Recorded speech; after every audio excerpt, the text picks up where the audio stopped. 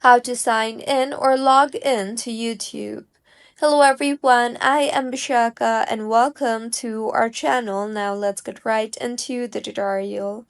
Firstly, go ahead and open YouTube on your device and now tap on the sign in option on the top right of your screen and you will be required to choose the account that you want to log in with. Or if you want to log in with a brand new account, then you can tap on the use another account option you see there and further enter your email or phone number and then tap on next and further enter your password and then tap on next again.